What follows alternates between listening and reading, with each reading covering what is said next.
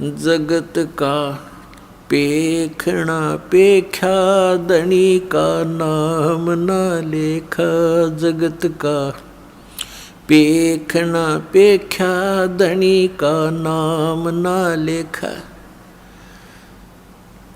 जो मालिक है उसका कितना जिक्र भी नहीं। फिर कहते हैं एक न करता दो ना करता, ये नौ ठहराए भाई। कहते एक भी भगवान मना काम चलाए इनका, इन 9 भगवान बना दिए। और कहते हैं 10वां भी धुंधर में मिल जा सत कबीर दुहाई।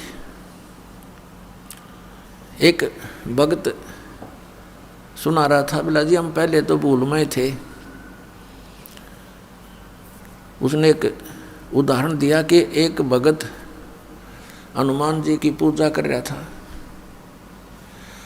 हनुमान जी वहाँ प्रसन्न हो गया, आ गया, बोल भाई क्या मांगता है।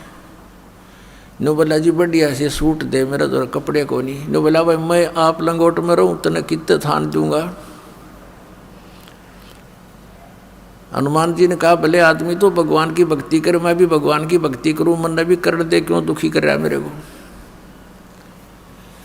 आप बहुत कष्ट उठा रहे हो, लेकिन एक शराबी व्यक्ति हो या भांग का नशा कर रखा हो, वो कहीं पड़ा रहे, धूप और छाया का उसको पता ही नहीं। उसको तो वो जून महीने की गर्मी भी जिसमें उसको पसीना आया हुआ है, बाहर पड़ा है, हरियाणा, पंजाब, राजस्थान, उत्तर प्रदेश, मध्य प्रदेश की गर्मी में, उस समय उसको कोई कहे जो बाहर पड़ा हो नशा करके कि उठ ले भैया, देख तेरा क्या हाल हो गया है, पसीने आए हैं, मुंह में झाग आए हैं, चल तुझे छाया में बैठा दूं। वो कहता छोड़ दे, मौज हो रही है।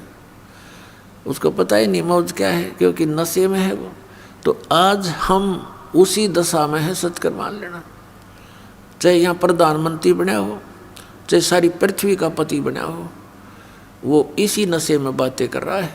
अब पुण्यात्मा परमात्मा कहते हैं इस झूठे सुख को सुख कहे, ये मान रहा मन मोद।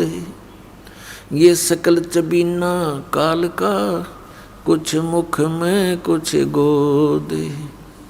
फिर क्या बताते हैं कबीर, ये माया अटपटी, सब घट आण अड़ी।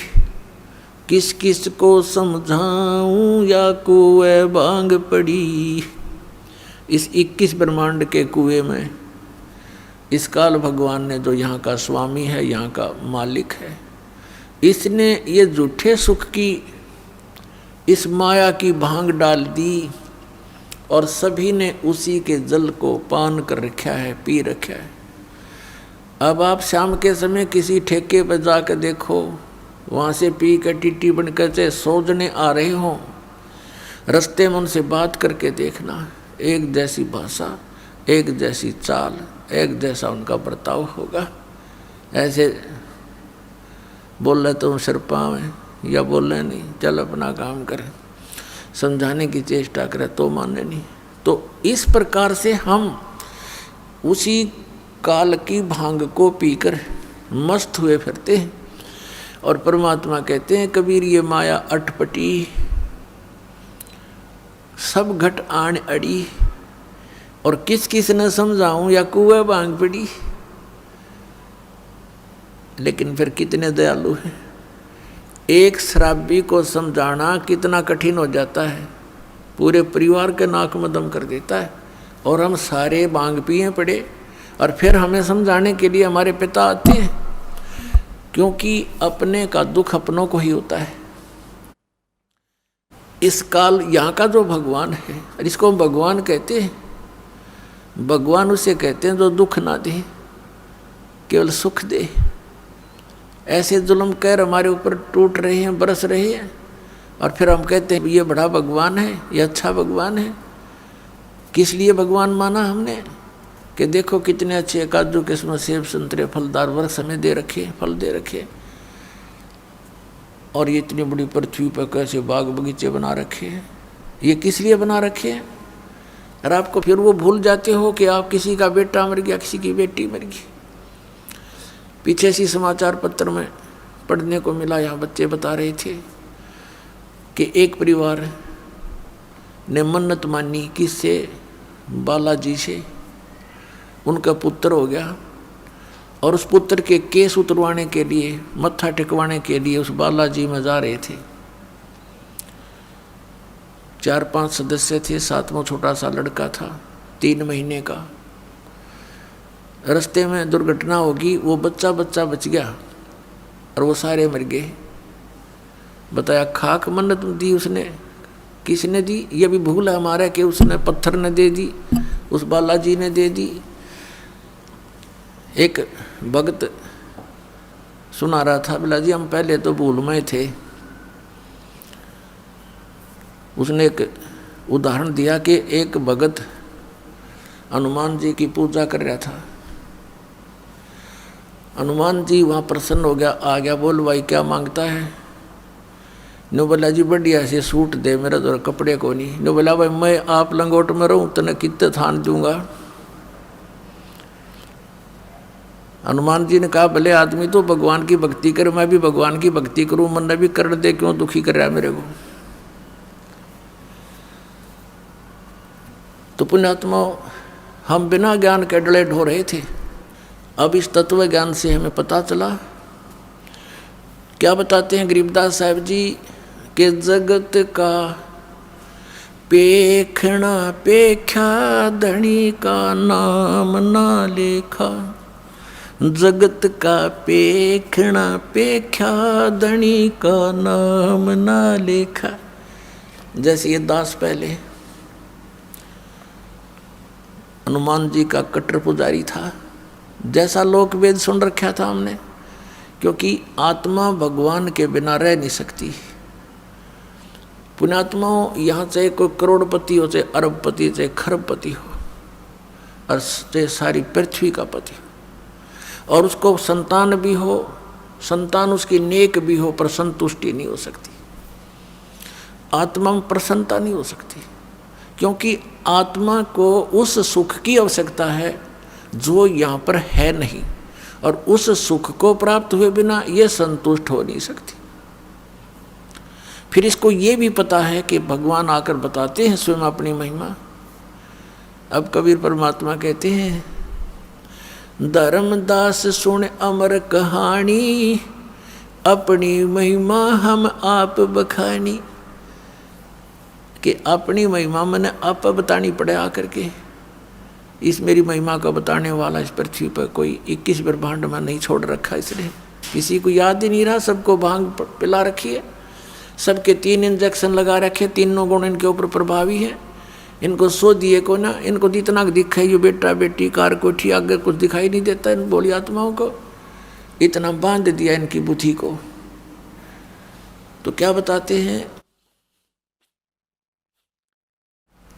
कि अपनी महिमा मैंने आप ही आके बतानी पड़ी। तो इस परमात्मा के से प्राप्त ज्ञान के आधार से हमें फिर दिखाई देने लगा। जैसे ये दास पहले हनुमान जी का पुजारी था, लगातार 25 वर्ष तक, यानी 10-12 वर्ष का ये दास ऐसे अपने साथी विद्यार्थी से सुनकर कि हनुमान चालीसा का 7 बार पाठ करना चाहिए प्रतिदिन, और श्री कृष्ण भगवान परम शक्ति है। वो ब्राह्मणों का लड़का था और हम ऐसे कुल में जन्म लिया हुआ था। अच्छे आदमी सारे थे, लेकिन राम नाम का आसपास नहीं थे। राम की तो दिन में चर्चा भी नहीं चला करती, दिन रात में कभी भी अपना पेट भरने के धंधे में जुड़े रहते, हमें भी जोड़े रहते। तो उससे थोड़ा पता लगा, एकदम आत्मा उभरी। तो जैसा लोक वेद सुना था उसके आधार से दृढ़ होकर लगे। कोई गुरु नहीं, लेकिन चाह भगवान की घड़ी गीता जी का पाठ करने लगे। विष्णु भगवान श्री कृष्ण भगवान को इष्ट, फिर हनुमान जी याद आ गए, हनुमान जी इष्ट, फिर और कोई शंकर भगवान की महिमा सुनी, वो भी इष्ट।